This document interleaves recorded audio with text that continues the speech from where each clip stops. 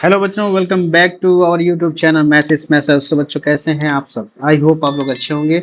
सो बच्चों, जैसा कि प्रीवियस क्लास में हम लोग addition, difference, negative of matrices, multiplication of matrix by scalar and multiplication of matrices, ये सारी चीज़ें पढ़ लिए थे। और साथ ही साथ हमने पढ़ा था properties of addition of matrices, properties of multiplication of scalar by matrix. और आज की क्लास में हम लोग पढ़ने वाले हैं properties of multiplication of matrices. तो ध्यान दीजिए बच्चों, उसको पढ़ने से पहले हम लोग यहाँ पे कुछ बेसिक से प्रॉपर्टीज उसको देखते हैं। दो तीन प्रॉपर्टीज हैं properties of multiplication of matrices के। तो उसके पहले हम लोग ये पढ़ लेते हैं। ये है non commutativity of multiplication of matrices. अब ध्यान दीजिए बच्चों, जैसा कि एडिशन वाले प्रॉपर्टीज में हमने पढ़ा था कि अगर दो मैट्रिक्स को ऐड किया जाए तो उनका रिजल्ट जो होता है उनके ऑर्डर को रिवर्स करने से सेम ही रहता है, बदलता नहीं है। इसी प्रॉपर्टी को हम लोग क्या बोलते हैं? कम्यूटेटिव। मतलब कि जैसे कि अगर 2+4 करें तो रिजल्ट 6 आ रहा है, तो क्या 4+2 करेंगे तो रिजल्ट 6 ही तो आएगा। तो इसको हम लोग बोलते हैं कम्यूटेटिव प्रॉपर्टी। ठीक है, तो कम्यूटेटिव प्रॉपर्टी मैट्रिक्स होल्ड करता है, यानी मैट्रिक्स एडिशन जो है कम्यूटेटिव प्रॉपर्टी होल्ड तो करता है, यानी कि फॉलो करता है। तो अब चेक करना है कि क्या मल्टीप्लिकेशन ऑफ मैट्रिसेस भी कम्यूटेटिव प्रॉपर्टी फॉलो करता है या नहीं। ये जैसे कि लिखा है कि नॉन कम्यूटेटिव, इसका मतलब ये पहले से ही साफ है कि जो मल्टीप्लिकेशन ऑफ मैट्रिसेस है वो कम्यूटेटिव प्रॉपर्टी को होल्ड नहीं करता है। यहाँ पे हम लोग कुछ एग्जांपल से इसको प्रूव करेंगे। तो इसका मतलब नॉन कम्यूटेटिव का मतलब कि for two matrices A and B the multiplication of A and B is not equals to B and A, यानी कि ए और B, A into B is not equals to B into A होता है। भी यहाँ पे कुछ example से हम लोग उसको करके देख लेते हैं। सपोज दैट मैं एक ऑर्डर के फॉर्म में कोई मैट्रिक्स लेता हूँ। यहाँ पे एक ऑर्डर के फॉर्म में हमने मैट्रिक्स ले लिया। यहाँ पे बच्चों 2×3 ले लिया है ना, 2×3 ले लिया। एक मैट्रिक्स हमने ले लिया बी इक्वल टू 3×2। अब यहाँ पे हम लोग देखेंगे कि क्या इसका मैट्रिक्स का मल्टीप्लिकेशन पॉसिबल है या नहीं। तो मैट्रिक्स मल्टीप्लिकेशन पॉसिबिलिटी के लिए हमने क्या बताया था आपको कि दो मैट्रिक्स तभी मल्टीप्लाई हो सकते हैं जब पहले मैट्रिक्स का कॉलम और दूसरे मैट्रिक्स का रो आपस में इक्वल हो, तो मल्टीप्लिकेशन पॉसिबल है। तो यानी कि ए बी अगर निकालना हो तो ए बी का रिजल्ट जो आएगा उसका ऑर्डर क्या होगा बच्चों? उसका ऑर्डर, अब इस रिजल्ट का ऑर्डर क्या होता है? जो पहले मैट्रिक्स का रो होता है और दूसरे मैट्रिक्स का जो कॉलम होता है उसी के फॉर्म में आता है, यानी 2×2 आता है। ठीक है। अच्छा, अब बी ए की बात करते हैं। बी एक जरा चेक करते हैं। तो बी का देखिए, बी अब यहाँ पे पहला मैट्रिक्स बन गया और ए दूसरा मैट्रिक्स बन गया। तो बी का जो कॉलम है, अब चेक करते हैं ए के रो के बराबर है या नहीं। बिल्कुल बराबर है, इसका मतलब मल्टीप्लिकेशन पॉसिबल है। लेकिन अब देखते हैं इसका रिजल्ट जो आ रहा है उसका ऑर्डर क्या आ रहा है। तो यानी पहले मैट्रिक्स का रो और दूसरे मैट्रिक्स का कॉलम कितना आ रहा है? 3×3 आ रहा है। तो ये तो ऑर्डर से ही पता चल गया कि A B is not equals to B ए।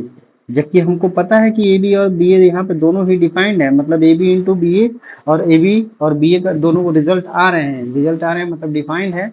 तो इस वजह यहाँ डिफाइंड होने के बावजूद भी हम देख रहे हैं कि यहाँ पे A B is not equals to B A है, मतलब कि multiplication of matrices does not follow the commutative property या does not holds the commutative property.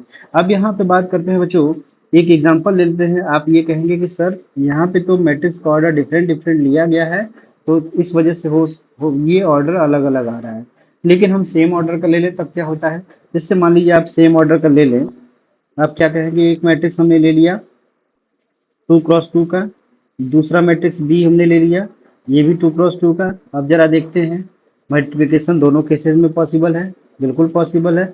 अब यहाँ पे आप देख रहे हैं कि यहाँ भी रिजल्ट 2×2 आएगा और बी ए जो आएगा रिजल्ट, ये भी 2×2 आएगा। इस अकॉर्डिंग तो आप कह सकते हैं कि सर रिजल्ट तो दोनों सेम आने वाला है, लेकिन नहीं कह सकते। क्यों?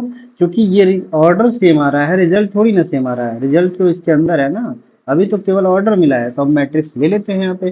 फॉर एग्जाम्पल यहाँ पे दो मैट्रिक्स हम लोग ले लेते हैं।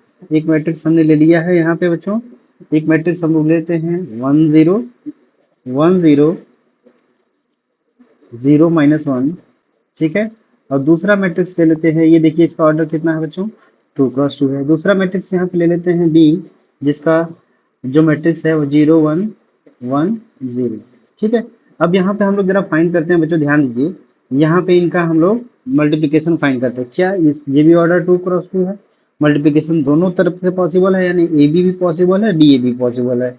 ए बी निकालते हैं। ए बी कैसे निकालते हैं बच्चों? आपको अच्छे से मालूम है ए बी कैसे निकाला जाता है? रो बाई कॉलम मेथड से हम लोग इसको मल्टीप्लाई करते हैं। तो कैसे करेंगे बच्चों? पहले रो को उठाते हैं, सेकेंड मैट्रिक्स के फर्स्ट कॉलम से मल्टीप्लाई करते हैं। तो 1 × 0 प्लस 0 × 1, तो 1 0 0, 0 × 1 0, 0 आ जाएगा। पहले रो को ही अब सेकेंड कॉलम से मल्टीप्लाई करेंगे। तो 1 में मल्टीप्लिकेशन 1 आएगा, 0 का 0 मल्टीप्लिकेशन 0 आएगा। 0 + 1 कितना होगा बच्चों? 1 ही होगा। अब जो है सेकंड रो से करते हैं, फर्स्ट कॉलम और सेकंड कॉलम में करेंगे। सेकंड रो का फर्स्ट एलिमेंट 0 है, ये 0 है। 0 × 0 0, -1 × 1 -1, तो यानी कि 0 और -1 ऐड करेंगे तो कितना आएगा बच्चों? -1 रिजल्ट आएगा। उसी तरीके से इसी रो से हम लोग सेकंड कॉलम में मल्टीप्लाई करेंगे। 0 × 1 0, -1 × 0, दोनों का एडिशन 0 आ गया। ठीक है, ये तो आ गया। अब जरा बी ए निकालते हैं, क्या देखते हैं ये क्या आता है। जैसे ही बी ए हम लोग निकालते हैं बच्चों, तो इसका भी ऑर्डर 2 क्रॉस 2 ही आएगा। रिजल्ट जरा देखते हैं। तो रिजल्ट देखने के लिए हम इस रो को इस दोनों कॉलम से मल्टीप्लाई करेंगे। तो 0 का मल्टीप्लाई 1 में 0, 1 का मल्टीप्लाई 0 में 0 आ गया। अब इसी रो का सेकंड कॉलम मल्टीप्लाई करेंगे। 0 × 0 0, 1 × -1 ऐड होके आ जाएगा। अब देखिए सेकंड रो को मल्टीप्लाई करते हैं। सेकंड रो क्या है? 1 0, फर्स्ट कॉलम में मल्टीप्लाई करेंगे। 1 × 1 1, 0 × 0 0, 0 + 1 कितना आ जाएगा बच्चों? 1 आ जाएगा। Second row second column 1 × 0 0 × -1 0। अब जरा देखिए क्या ए बी और बी ए आपस में इक्वल है? बिल्कुल नहीं, ए बी और बी ए क्या है? डिफरेंट है। तो यहाँ से पता चल गया कि जो मल्टीप्लिकेशन ऑफ मैट्रिसेस होता है वो नॉन कम्यूटेटिव होता है, मतलब does not holds commutative property, या simply matrix multiplication is not commutative. यानी कि हम लोग इसको बोल सकते हैं दस matrix matrix multiplication is not commutative. Is it clear? ये बहुत सिंपल सी बात है, ये आपको समझ में आ गया होगा कि इस तरीके से हम लोग इसको प्रूफ कर पाएंगे। तो बस ये सिंपल सी ये बात बताना यहीं पे था कि किसी भी मैट्रिक्स, दो मैट्रिसेस का अगर मल्टीप्लिकेशन डिफाइंड है तो ये नॉन कम्यूटेटिव होते हैं, यानी इसका A B not equals to B A के इक्वल होता है, यानी कि A B is not equals to B A. ठीक है, अब इसके बाद हम लोग बढ़ते हैं आगे। अब 0 as the product of 0 as the product of two non-zero matrices।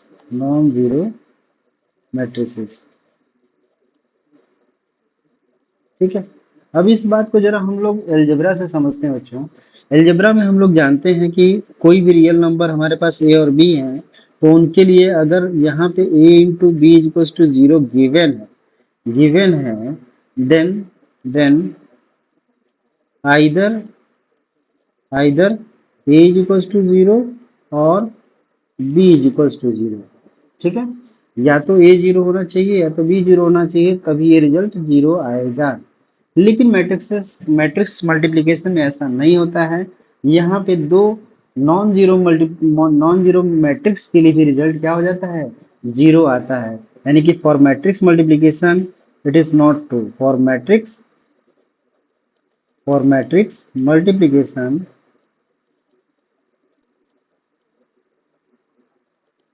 It is not true. यानी कि मैट्रिक्स मल्टीप्लिकेशन के लिए ये ट्रू नहीं होता है। कहने का मतलब ये है कि दो मैट्रिक्स का मल्टीप्लिकेशन 0 रिजल्ट आए, ऐसा जरूरी नहीं है कि उसमें से एक मैट्रिक्स 0 मैट्रिक्स हो, क्योंकि नॉन जीरो मैट्रिक्स का भी रिजल्ट मल्टीप्लिकेशन 0 आ सकता है। फॉर एग्जाम्पल हम यहाँ पे हम लोग एक एग्जाम्पल से इसको प्रूव कर लेते हैं। लेट द मैट्रिक्स A = 0 -1 0 2, और दूसरा मैट्रिक्स ले लेते हैं जो B = 3 5 0 0। जरा मल्टीप्लाई करके चेक करते हैं इसका। ये जरा ये दो देखिए, ये नॉन जीरो मैट्रिक्स है, ये भी नॉन जीरो मैट्रिक्स है। नॉन जीरो का मतलब इसके कोई भी एलिमेंट मतलब सारे एलिमेंट जीरो नहीं होने चाहिए, वही नॉन जीरो मैट्रिक्स होता है। अब ये जो ए बी वगैरह निकालते हैं, ए बी निकालेंगे तो कैसे आएगा बच्चों, फर्स्ट रो को यहाँ से फर्स्ट रो फर्स्ट कॉलम और second column, first column second column multiply होगा, तो 0 × 3 0 -1 × 0 0 आ जाएगा, 0 × 5 0 -1 × 0 0 आ जाएगा, 0 × 3 0 और 2 × 0 0 हो जाएगा। अब सेकंड रो से कर रहे हैं, तो 0 × 5 0 और 2 × 0 0। तो आपने क्या देखा कि भले ही आपका ए नॉन जीरो है और बी नॉन जीरो है, लेकिन फिर भी रिजल्ट आपका क्या आ रहा है, जीरो मैट्रिक्स आ रहा है। इसका मतलब ये हुआ कि जो है ये जरूरी नहीं है कि मैट्रिक्स मल्टीप्लिकेशन में रिजल्ट जीरो मैट्रिक्स आने के लिए एक मैट्रिक्स जीरो हो, यानी एक मैट्रिक्स ये जीरो होना जरूरी नहीं है। ठीक है, तो ये हमारा बेसिक सा प्रॉपर्टी जो था इम्पोर्टेंट, ये दो चीजें थी। अब इसके बाद कुछ प्रॉपर्टीज हैं जो कि एडिशन में जैसा हमने पढ़ा है वैसा यहाँ पे पढ़ेंगे। तो इसमें हम लोग लिखते हैं प्रॉपर्टीज ऑफ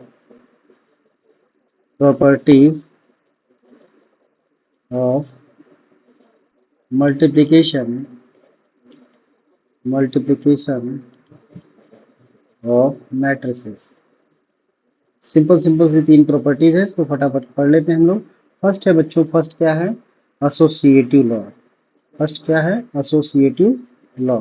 एसोसिएटिव लॉ जैसा कि आपने एडिशन में आपने पढ़ा ही था। एडिशन में क्या होता है कि यहाँ पे हम किसी भी दो मैट्रिक्स को ऐड करके तीसरे मैट्रिक्स के साथ ऐड करते हैं, तो उसी तरीके से राइट साइड में भी हम लोग करते हैं। मतलब एडिशन में आपने क्या देखा था कि A plus B plus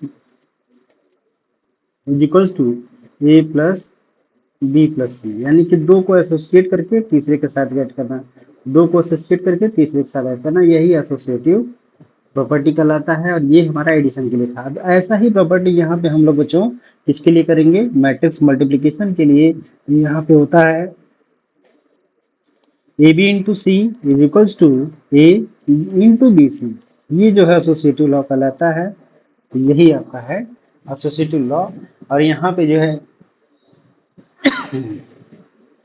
A B का मल्टीप्लिकेशन करने के बाद सी से जो रिजल्ट आएगा वही रिजल्ट ए और बी सी का मल्टीप्लिकेशन करने के बाद मल्टीप्लाई करने से आएगा, दोनों ही रिजल्ट सेम होंगे। इसी को हम लोग बोलते हैं एसोसिएटिव लॉ। सेकंड है बच्चों डिस्ट्रीब्यूटिव लॉ। सिंपल सा है डिस्ट्रीब्यूटिव लॉ, ये आपने क्लास 8 में पढ़ा होगा, नाम सुना होगा डिस्ट्रीब्यूटिव लॉ का। ठीक है, ये क्या कहता है बच्चों, यहाँ पे कोई भी तीन मैट्रिक्स की बात होती है, ए बी सी अगर तीन मैट्रिक्स हैं तो इसके लिए क्या होता है, अगर आप मल्टीप्लाई कर रहे हैं, अब ये वाला अलजेब्रा में आपने पढ़ा होगा, ए इंटू बी प्लस सी अगर है तो ये डिस्ट्रीब्यूट हो जाता है, यानी कि ए जो है डिस्ट्रीब्यूट होगा बी पे और सी पे, तो क्या हो जाएगा ए बी प्लस ए सी हो जाएगा। इसी को डिस्ट्रीब्यूटिव लॉ बोलते हैं। एक तो ये हो गया। दूसरा ये चीज हो सकता है कि अगर मान लीजिए A plus B already addition दे रखा हो, उसमें सी का मल्टीप्लाई करना हो, तो A into C plus B into C के बराबर होगा। इसी को बोलते हैं distributive law. Is it clear, simple सी बात है, बहुत यहाँ पे बड़ी चीज नहीं है ना। लास्ट है एग्जिस्टेंस ऑफ मल्टीप्लिकेटिव आइडेंटिटी। जैसा कि हम लोग बच्चों मल्टीप्लिकेटिव आइडेंटिटी, जैसा कि हम लोगों ने एडिशन में एडिटिव आइडेंटिटी देखा था, उसी तरीके से यहाँ पे मल्टीप्लिकेटिव आइडेंटिटी। आइडेंटिटी का मतलब, मल्टीप्लिकेटिव आइडेंटिटी का मतलब क्या हुआ कि कोई ऐसा मैट्रिक्स, एक ऐसा मैट्रिक्स जिसको किसी मैट्रिक्स से मल्टीप्लाई करने से रिजल्ट में कोई भी चेंज नहीं आया है, उसको हम लोग क्या बोलते हैं। जैसे मल्टीप्लिकेटिव आइडेंटिटी 2, अगर अलजेब्रा में बात करें तो 2 के लिए मल्टीप्लिकेटिव आइडेंटिटी क्या होगा, 1 होगा, क्योंकि रिजल्ट आपका मल्टीप्लाई करने से सेम नहीं होने वाला है। 2 × 1 2 आएगा, 1 × 2 2 आएगा, तो यहाँ पे 1 क्या कहलाएगा, मल्टीप्लिकेटिव आइडेंटिटी कहलाएगा। उसी तरीके से मैट्रिक्स के लिए भी क्या होता है कि अगर कोई मैट्रिक्स ए दे रखा है तो मैट्रिक्स ए में किस मैट्रिक्स से मल्टीप्लाई करें कि रिजल्ट ए ही रहेगा, तो वही बात है कि यूनिट मैट्रिक्स या आइडेंटिटी मैट्रिक्स इसको बोलते हैं हम लोग। तो ये हमारा रिजल्ट आई इंटू ए या सिंपली ए इंटू आई हमेशा रिजल्ट क्या देगा बच्चों, ए के बराबर ही देगा। तो यहाँ पे ए आई क्या कहलाता है, मल्टीप्लिकेटिव आइडेंटिटी कहलाता है। क्या कहलाएगा, मल्टीप्लिकेटिव आइडेंटिटी कहलाएगा। इज इट क्लियर, बहुत सिंपल सी बात है, ये आप लोग समझ गए होंगे। तो बस इतनी सी प्रॉपर्टी थी यानी कि हमने क्या क्या सीखा, हमने non commutative of multiplication of matrices सीखा। हमने ये भी देखा कि किसी भी दो नॉन जीरो मैट्रिक्स का मल्टीप्लिकेशन जीरो हो सकता है। ये जरूरी नहीं है कि जीरो मैट्रिक्स लाने के लिए एक जीरो होना चाहिए, नॉन जीरो मैट्रिक्स का मल्टीप्लिकेशन जीरो आ सकता है। ठीक है, इसके बाद तीन प्रॉपर्टी यहाँ पे आपको दिख रहा है कि एसोसिएटिव लॉ है, डिस्ट्रीब्यूटिव लॉ है और एग्जिस्टेंस ऑफ मल्टीप्लिकेटिव आइडेंटिटी है। तो इस तरीके से जितने भी हमारे पास ऑपरेशन ऑन मैट्रिसेस थे, यानी कि एडिशन, सब्ट्रैक्शन, नेगेटिव और मल्टीप्लिकेशन बाय स्केलर और मल्टीप्लिकेशन ऑफ मैट्रिसेस, सभी के प्रॉपर्टीज हम लोगों ने कवर कर लिया है। तो यहीं पे आज की क्लास हम फिनिश करते हैं। नेक्स्ट क्लास में बच्चों हम लोग जो है एक्सरसाइज 3.2 के क्वेश्चंस को सॉल्व करेंगे, जो कि बेस्ड है इन्हीं सब प्रॉपर्टीज पे। तो हम लोग आज की क्लास यही फिनिश करते हैं। अगर हमारी क्लासेस अच्छी लग रही हैं, हमारे लेक्चर्स आपको अच्छे लग रहे हैं, तो हमारी वीडियोस को लाइक करिए, अपने फ्रेंड्स के बीच में ज़्यादा से ज़्यादा इसको शेयर करिए। ओके, तो थैंक यू एवरीवन।